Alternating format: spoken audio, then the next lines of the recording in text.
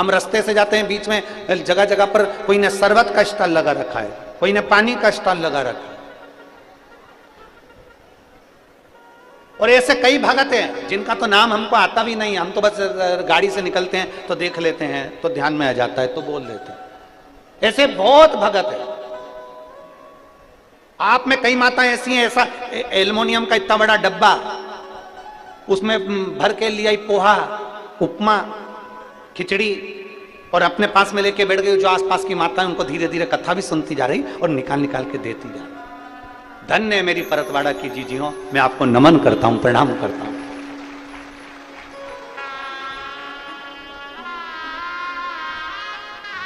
और ये खाली नहीं रहेगा तुम्हारा, जो तुमने जो भंडार लुटाया है ना, लोगों को जो खिलाया है, लोगों को जो दिया है ना, ये खाली नहीं रहेगा, ये खाली नहीं रहेगा।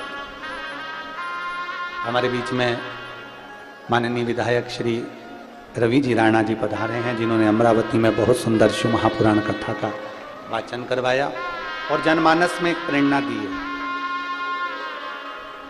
आपका दिया गया, आपका खिलाया गया खाली नहीं जाने वाला। ये पुण्य आपके साथ में, ये पुण्य आपका है। हिडिंबा बैठ गई और हिडिंबा बैठकर भगवान शंकर के ऊपर बेलपत्र तो जानती नहीं थी, पत्तियां तोड़ कर लिया थी पेड़ पौधों की, वृक्षों की, और वो शिव जी पे चढ़ा देती।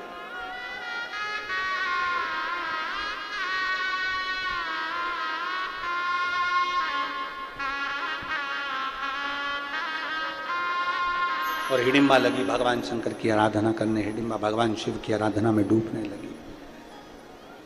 मंत्र नहीं जानती है हिडिंबा, शिव जी के मंत्र जाप को नहीं जानती है हिडिंबा, शंकर जी के मंत्र को नहीं जानती है हिडिंबा। बस पत्तियां तोड़ती है, शंकर जी को चढ़ा देती है और बैठी है। केवल पत्ती को तोड़ने के लिए, पत्तियों को लेने के लिए जाती है, उसके सिवाय वो कहीं नहीं जाती, शंकर जी के सामने बैठी रहती है। अब जिस मुनि ने उसको बोला था कि जो मांगोगे मिलेगा, वो विश्वास पक्का था हिडिंबा का कि जो मांगोगे मिलेगा। जैसे आपका विश्वास पक्का है, आपका भरोसा पक्का है। आप कथा पर विश्वास करते हो ना कि मैंने सुना है, शंकर सुनता है, एक लोटा जल चढ़ाएंगे वो सुनेगा, बेलपत्र चढ़ाएंगे सुनेगा, बेलपत्र खाएंगे रोग मुक्त होगा, तकलीफ मेरी मिट जाएगी। ये आपने सुना है, आप सुनते हो तो विश्वास जागृत होता है, विश्वास जागृत होता है तो शिव सुनता है, करता है।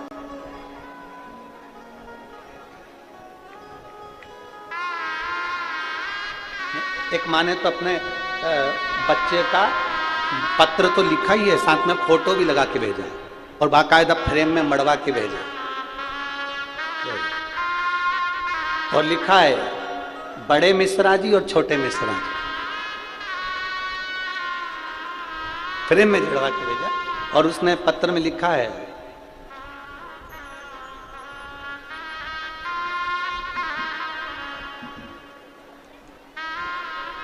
मेरे 4 बच्चे, चारों बच्चों की शादी मैंने एक ही मंडप में करी है। तो लोग कहते थे तेरे यहाँ औलाद नहीं होगी, तेरी बच्चियों के घर संतान नहीं होगी, और वास्तवता थी कि बच्ची के घर में औलाद नहीं हो रही थी। कई साल निकल गए, तब आखिरी में सब जगह डॉक्टरों को दिखाना बंद कर दिया। फिर हमने पशुपति व्रत करा और बाबा की कृपा से जो बच्चे का सुख नहीं था, बाबा ने ऐसी कृपा करी कि 5वां व्रत पूर्ण हुआ और मेरी बेटी के घर में संतान की प्राप्ति हुई। मैं उसका फोटो लगा कर भेज दूंगा, आप भी देखो टीवी पर लगा। कहीं बैठी हैं क्या नाम है उसका, ललिता विनोद बड़ेल। मैं वाल्मीकि नगर जिला वाशिम की रहवासी हूं, मेरा मोबाइल नंबर ये है। कहीं बैठी हैं? अच्छा, बच्चे को नहीं लाए हैं क्या? नहीं लाए ना। अच्छा, अब तो नानी होगी इसकी, है ना? शंभू, क्या लिखा है देखना जरा, कैच करिए। अच्छा, बच्चे का नाम शिव शंभू रखा है, बहुत बहुत साधुवाद। बैठिए, बधाई आपको नानी जी को, शिव कृपा। शिव तत्व है, बहुत बड़ी है।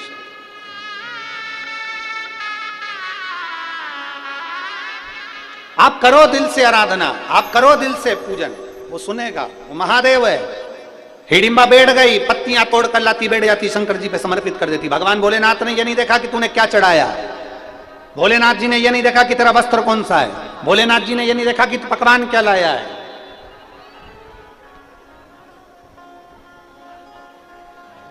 भगवान को कितने भोग लगते हैं? अरे जम के तो बोलो। लोग लिखते हैं 56 भोग लगते हैं। कितने भोग लगते हैं? महादेव को नहीं, मेरे ठाकुर जी को, मेरे राम जी को, मेरे नारायण को, मेरे गणेश जी को, सबको कितने भोग लगते हैं? 56। शिव महापुराण की कथा में बाबा देवाधिदेव महादेव माता पार्वती जी को बड़ा सुंदर एक उपदेश दे रहा है। देवाधिदेव महादेव माता पार्वती जी को उपदेश दे रहा है। उस उपदेश में माता पार्वती जी से कहते हैं, पार्वती सुन, जैसे देवताओं को भोग लगते हैं ढेर सारे, उसी तरह मनुष्य को भी भोग भोगना पड़ते हैं ढेर सारे। इस मानव शरीर को भी भोग भोगना पड़ते हैं। कई दुख जिंदगी में आते जाते हैं, आते जाते हैं, भोगना। परंतु शंकर जी कहते हैं, पार्वती उन भोग भोगने में भी जो मुझे याद रख लेता है, मैं उसके दुख को समाप्त करता हूं, उसके दुख को।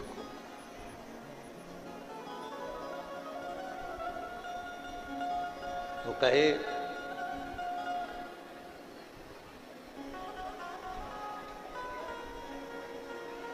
अरे मेरा ये भरोसा कहीं टूट न जाए।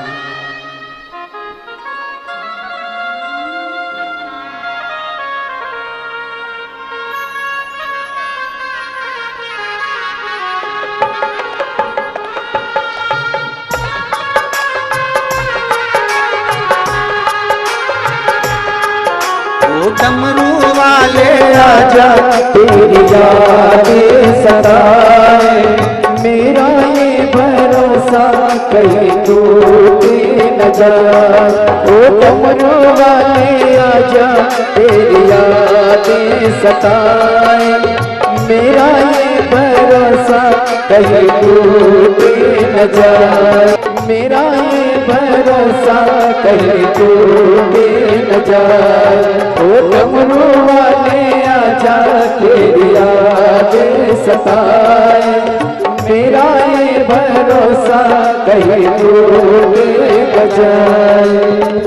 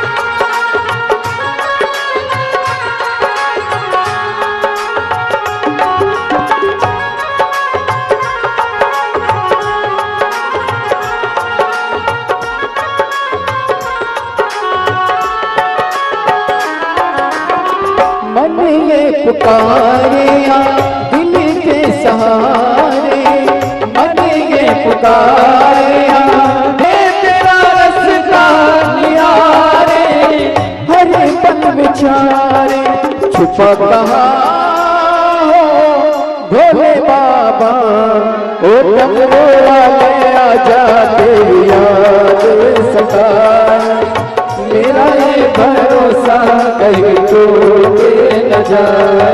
ओ डमरू वाले आजा तेरी याद सताए, मेरा ये भरोसा कहीं टूटे न जाए।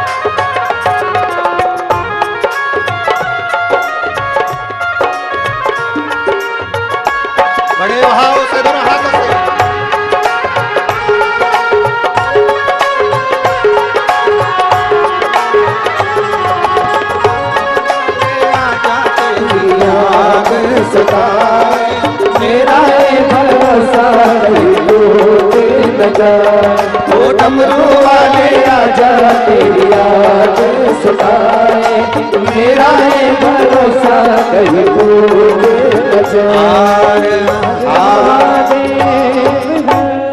अपने स्थान पर बैठकर भगवान देवाधिदेव महादेव से अपने मन की बात बड़े भाव के साथ दिल से प्रार्थना करेंगे, आनंद से बाबा से कहेंगे।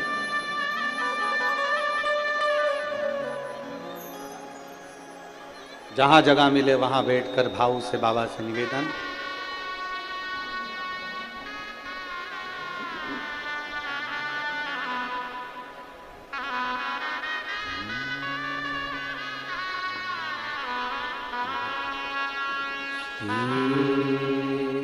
शिवाय नमस्तुभ्यं,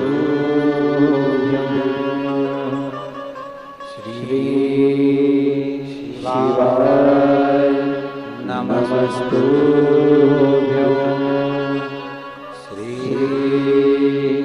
शिवाय नमस्तुभ्यं, श्री शिवाय नमस्तुभ्यं, श्री शिवाय नमस्तुभ्यं।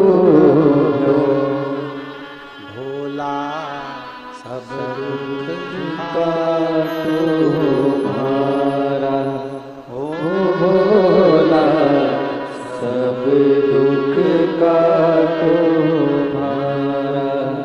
शिव शंकर जपूं तेरी माला, भोले बाबा जपूं तेरी माला। भोला सब दुख काटो हमारा, ओ भोला सब दुख काटो हमारा।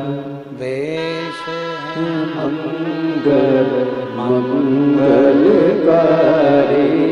वेश है मंगल मंगलकारी। शमशान वासी हमारा, शमशान वासी हमारा। ओ भोला सब दुख काटो हमारा, ओ भोला सब दुख काटो हमारा। भगवान शिव की कथा कह रही है। हिडिंबा ने भगवान शंकर से जो मांगा शिव ने दिया, ना मंत्र ना साधना, बस दिल से बाबा को बेलपत्र की जगह पत्ते भी चढ़ाए तो स्वीकार करा। आखिरी में हिडिंबा ने मांगा शिव जी से भीम था, भीम मिला और पति के रूप में मिला। कुछ शिव के करीब होकर भी करीब नहीं हो पाते, जैसे अंधकासुर। अंधकासुर भगवान शंकर के नैन अश्रु से प्रकट हुआ। पार्वती जी कहती है मेरा पुत्र है, शंकर जी कहते हैं इसको पानी में फेंक दे समुद्र के अंदर, ये तेरा पुत्र नहीं है। नेत्र बंद करने के बाद प्रकट हुआ है, फेंक दे, फेंक दे। अंधकासुर को हिरण्याक्ष ने पाला, हिरण्याक्ष को वराह भगवान ने मार दिया। बालक अंधकासुर बड़ा हो गया, सत्ता स्थापित हो गई। तप बल ब्रह्मा जी से कर वर मांग लिया, वर दीजिए मुझे। ब्रह्मदेव ने कहा क्या वर चाहिए? मैं कभी मरूं ना। ये हो नहीं सकता, मरना तो पड़ेगा, जीवन मिला है तो मृत्यु साथ चलिए, मरना तो पड़ेगा। तो मुझे वर दीजिए, यदि मैं मरूं तो मैंने अगर अपनी माता को गलत दृष्टि से देखा हो तो मरूं, क्योंकि अंधकासुर को यह मालूम था कि मेरा जन्म माता के गर्भ से नहीं हुआ है। अंधकासुर को यह मालूम था कि मेरे कोई माता पिता नहीं है। अंधकासुर को यह मालूम था मेरी कोई माता है ही नहीं। और उसको यह नहीं मालूम था कि पार्वती ने तुझे गोदी में लिया था तो मातृत्व भाव से लिया था, तो उनका पुत्र कहलाया। ब्रह्मा जी ने वर दे दिया। सब दूर बात पहुंची कि अंधकासुर को शादी करना है, कोई अच्छी लड़की देखी जाए।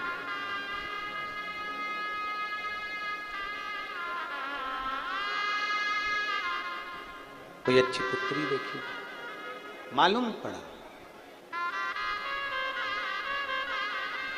जो अच्छी पुत्री थी वो तो शिव जी लेकर चले। क्रोध आ गया। जाओ शंकर भगवान की उस धर्म पत्नी को, पार्वती को मेरे लिए लेकर आओ। कोई जाने को तैयार नहीं हुआ। तब अंधकासुर स्वयं गया। जो माता पार्वती जी को देखा, देखते से ही उनको लेने के लिए, हाथ पकड़ने के लिए जागरूक हुआ। पार्वती मैया को क्रोध आ गया। ब्रह्मा जी ने कहा था अगर तुम अपनी माता को गलत दृष्टि से देखोगे तो तुम्हारे प्राण चले जाएंगे। शिव महापुराण की कथा कहती है संसार की सारी माताएं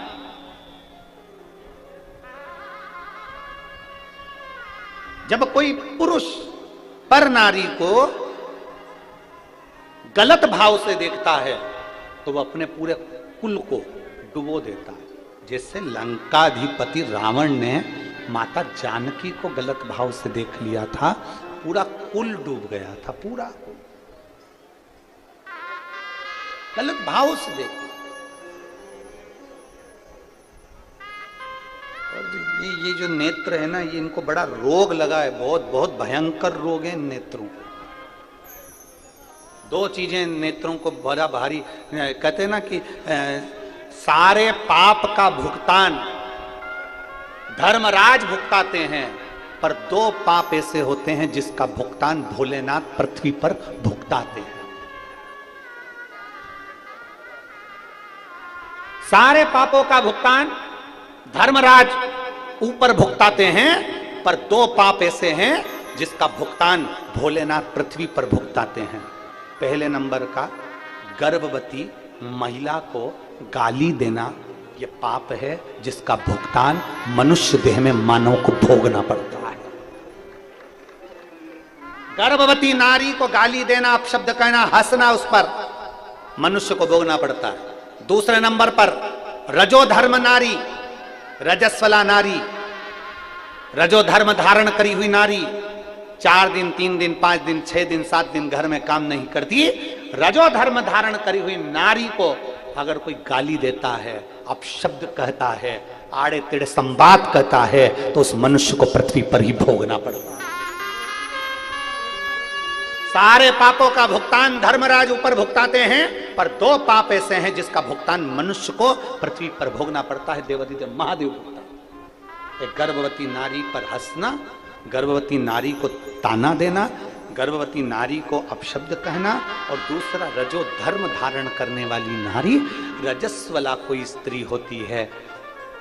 हम तो देवरानी जेठानी जितनी भी होती हैं, इनसे हम हमेशा अपनी कथा में कहते हैं, देखो सासू से भी कहते हैं, बहुओं से भी कहते हैं, घर में अगर तुम्हारी देवरानी रजस्वला धर्म से है और जेठानी को ज्यादा काम करना पड़ रहा है, तो जेठानी से निवेदन है कि कभी भी देवरानी को उस रजो धर्म के समय पर अपशब्द मत कहना।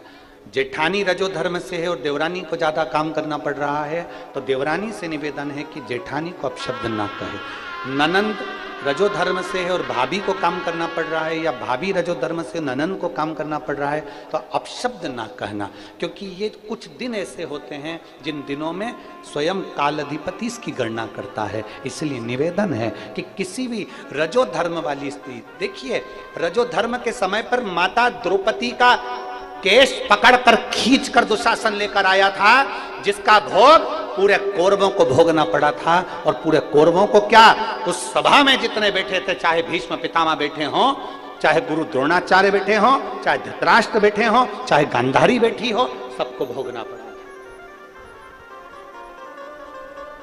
ये पाप कर्म का भोग है। दो पाप, इनसे दूरी।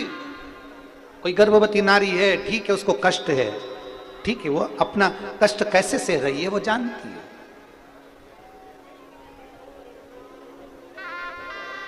उत्तरा का जब गर्भ जलने लगा, तब भगवान नारायण, भगवान कृष्ण उसके गर्भ में पहुंचे और गर्भ में परीक्षा करी थी, तो परीक्षित नाम हुआ था। भगवान कृष्ण ने कहा था जिस नारी का गर्भ रहता उसकी रक्षा के लिए मैं उसके गर्भ में विराजमान रहता हूं। और गर्भवती नारी के ऊपर उपहास करना, या हंस देना, या गाली दे देना, या अपशब्द कर देना, कमेंट्स कर देना, ताने दे देना, आड़ा टेढ़ा ना, शिव पुराण कहती नहीं, अपशब्द ना कर, किसी को आड़ा टेढ़ा ना कर, किसी के लिए कोई कमेंट्स नहीं, कोई। जहां आपको लगता है ना कि ये फालतू की बात चल रही है, तो उस समय पर नो कमेंट्स, कोई कमेंट्स नहीं, कोई प्रत्युत्तर नहीं, कुछ नहीं, चुप मौन हो जाओ। मौन। ये दुनिया का वो आभूषण है मौन, चुप रहना ही आनंद है, मौन हो जाए। शिव कथा कह रही है, अंधकासुर के प्राण भगवान शंकर ने काल भैरव को प्रकट कर कर हर लिया। समय आया,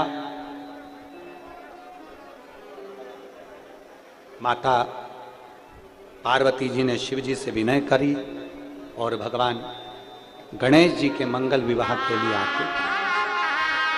निवेदन है, कल कथा सुबह 9:30 बजे से 12:30 बजे तक रहेगी। जिन्होंने पूरी 6 दिन 7 दिन की कथा ना सुनी हो वो कल की कथा जरूर सुन लेना। कहते हैं मेहमान जाते हैं तो घर के बच्चों को कुछ देकर जाते हैं। शिवपुराण कहती है जब बाबा की कथा विराम लेती है तो भोलेनाथ भंडार लुटा कर जाते हैं। बोल बम का नारा है, शिव तत्व आनंद। मैं श्री रवि जी राणा जी को आमंत्रित करता हूं, 2 शब्द आप भी आज कथा के मध्य में, जो इतने लाखों भक्त आए हैं उनके मध्य में 2 शब्द आपके भी हों। रिद्धि सिद्धि गणेश जी को लेकर पधारे, गणेश जी महाराज रिद्धि सिद्धि को लेकर पधारे हैं। रिद्धि सिद्धि गणेश जी के गले में जयमाला पहना रही हैं, जोरदार ताली बजाएं।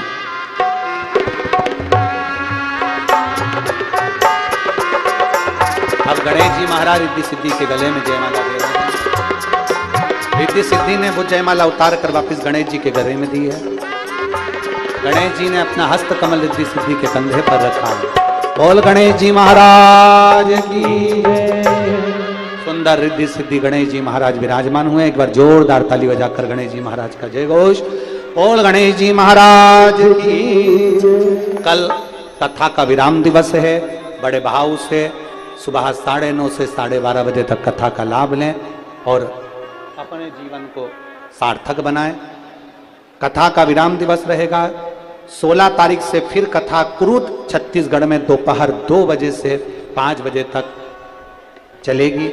बड़े आनंद के साथ छत्तीसगढ़ वालों के भाग्य खुल गए, जो उनको 2 कथाएं मिली हैं, एक 16 तारीख से, एक 27 तारीख से। बड़े भाव से श्रवण कर अपने जीवन को सार्थक बनाएंगे। 2 शब्द माननीय विधायक महोदय श्री रवि जी राणा जी के श्रवण करते हैं, उसके बाद में आरती का करें। श्री शिवाय, श्री शिवाय, श्री शिवाय, हर हर हर हर हर हर। आज सबसे पहले मैं इस पवित्र मंच पे बैठे हुए हमारे प्रदीप जी मिश्रा महाराज जी के चरणों में प्रणाम करूंगा, नमन करूंगा। और यहाँ सभी हमारे आए हुए सब भक्त, हमारी मातृशक्ति, पितृशक्ति, युवक, कई संत है, कई समाज सेवक है, सभी के चरणों में मैं प्रणाम करूंगा, आशीर्वाद लूंगा। और आज हमारा सौभाग्य है कि अमरावती के बाद पर्वतवाड़ा, अचलपुर जैसे एक तहसील में बाबा पधारे हैं और शिव भक्तों के माध्यम से उन्होंने सबके कानों में अपने अमृत वाणी का पूरा प्रसार और सार सबको पहुंचा है। इसलिए बाबा का मैं सभी के वती से बाबा के चरणों में नमन करते उनका धन्यवाद मानूंगा और सभी की तरफ से उनका स्वागत भी करूंगा कि अमरावती जिले के अंदर दूसरी बार एक कथा हो रही है, ये हमारा सौभाग्य है। और इस कथा के आयोजक जो हमारे पूरा जायसवाल परिवार, पूरे परिवार को मैं धन्यवाद दूंगा कि ये हमारे लिए एक उपलब्धि उन्होंने हमारे उपलब्ध करके दिया है, उसलिए बहुत बहुत धन्यवाद दूंगा जायसवाल परिवार का। और आज मुझे लगता है कि यहाँ पे बाबा के साक्षात दर्शन शंकर भगवान का नारा लेके, शंकर भगवान का नाम लेके आज इतने यहाँ पे जो शिवपुराण हो रहा है, मुझे लगता है कि साक्षात शंकर भगवान के अपन दर्शन कर रहे हैं, भोलेनाथ के दर्शन कर रहे हैं। ये साक्षात यहाँ पे अपने को सबको दिख रहा है। आज यहाँ पे जितने लोग हैं, जितने भक्त हैं, आज मुझे लगे बताओ पूजनीय प्रदीप जी मिश्रा महाराज जी के चेहरों पे देखने के बाद उनके जो पवित्र आत्मा और उनके जो विचार और यहाँ पे एक एक वक्त एक एक चीज जो अपने सुना है, एक एक ध्यान से अगर सुना है, तो मुझे लगता है उनके चेहरे का जो तेज है वो थोड़ा सा भी अगर तेज हमारे चेहरे पे गिर गया तो अपन धन्य हो जाएंगे। ऐसी यहाँ पे कथा हो रही है और वो धन्य कथा का लाभ सब लोग ले रहे हैं। मुझे लगता है कि आज इस पेंडाल के अंदर मैं जहां आने के पहले महाराज जी जितने स्टॉल लगे हैं यहाँ पे सबको पहले भेंट देता हूं, मिलता हूं, उनसे पूछता हूं, उनसे मिल के कहता हूं कुछ दिक्कत है क्या आपको, कोई यहाँ पे अड़चन है क्या, और उसके बाद मैं यहाँ पे पेंडाल में आता हूं। क्योंकि मुझे मालूम है इस पेंडाल का हर व्यक्ति जो सामने बैठा है या पीछे बैठा है सभी को पुण्य सरिका मिल रहा है। और मुझे तो लगता है जो सबसे पीछे बैठे हैं उसको ज्यादा पुण्य मिल रहा है। इसलिए मैं महाराज जी से और आयोजक से विनती करूंगा, जितने लोगों ने यहां सेवा दी है, कल की आरती और कल का महाराज जी का आशीर्वाद उनको मिलना चाहिए। इसलिए उसकी मैंने लिस्ट भी बनाई है कि जो सेवाधारी है उनको भी यहाँ पे चांस मिलना चाहिए। बाबा के चरणों का स्पर्श करके उन्होंने आशीर्वाद लेना चाहिए। यहाँ हमारे यहाँ पे शिव महापुराण के कथा का आशीर्वाद लेना चाहिए। ये मैं महाराज जी के चरणों में प्रार्थना करूंगा, आयोजक को भी प्रार्थना करूंगा। और आज मैं आप सभी को यही कहने आया हूं कि देश में सनातन धर्म का महाराज जी भी प्रचार करते हैं और हमारे देश के हर संत प्रचार प्रसार करते हैं कि सनातन धर्म को आगे बढ़ाना है, उसको मजबूत करना है, तो हमको सबको किसका साथ देना है। और मैंने देखा आंखों से महाराज जी, आपने कहा था अमरावती की कथा में कि नवनीत राणा, और भी मुझे आते बराबर बोला उन्होंने उस दिन कि पूरा आशीर्वाद है, नवनीत चुन के आएंगी बोले। और उस समय भी हमको आशीर्वाद दिया था और मुझे बोला था उन्होंने कि जब जब कठिन परिस्थिति आएंगी तो एक लोटा जल सब समस्या का हल। और मुझे वो दिन याद है कि जब नवनीत राणा पे आरोप हो रहे थे, उसका विरोध हो रहा था और कुछ लोग राजनीति करके उनको गिराने की साजिश कर रहे थे, उस हर समय एक महिला के ऊपर जो आरोप प्रत्यारोप और इस नीचे के स्तर की राजनीति हो रही थी महाराज जी, उस समय हमने इलेक्शन में 100 से ज्यादा बार भोले भगवान को एक लोटा जल डाला और वहां पे हर समस्या हर दुख वहां समर्पित कर दिया। तो मुझे पक्का विश्वास है यहाँ जितने भी पेंडाल में यहाँ जितनी महिलाएं युवक है उन्होंने सबको उनको आशीर्वाद दिया होगा, ये विश्वास मुझे। आशीर्वाद दिया है ना पक्का? बताओ हाथ ऊपर करके महाराज जी को किसने आशीर्वाद दिया है। अभी इन लोगों के आशीर्वाद के सामने मुझे लगता है जिन जिन लोगों ने विरोध किया है, अहंकार किया है, कुछ अलग तरीके से एक महिला को अपमानित किया है, और मुझे तो हमेशा याद है जो झाड़ को फल रहते हैं वो झाड़ हमेशा झुकता है और मुर्दे तो अकड़ा करते हैं, उनमें अहंकार रहता है। इसलिए जो अकड़ के रहता है, जो झुकता नहीं है, उन्होंने याद करना चाहिए मरने के बाद मुर्दा जो अकड़ता है वो अकड़ने का काम किसी ने करना नहीं चाहिए। हमेशा पोलाइट रहना चाहिए, झुकना चाहिए, नम्र होना चाहिए, हर किसी का सम्मान करना चाहिए। और मैंने देखा कि एक महिला पे जो आरोप किया, जो विरोध किया, उन लोगों ने जिस तरीके से राजनीति की, उनको सबक सिखाने का काम, एक लोटा जल हर समस्या का हल, ये आने वाले समय में दिखेगा, ये विश्वास मुझे है। और मैं महाराज जी अभी आने के पहले थोड़ा टीवी पे देख रहा था, तो टीवी चैनल पे हेडलाइन चल रही थी कि देश के प्रधानमंत्री मोदी जी ये देशद्रोही है।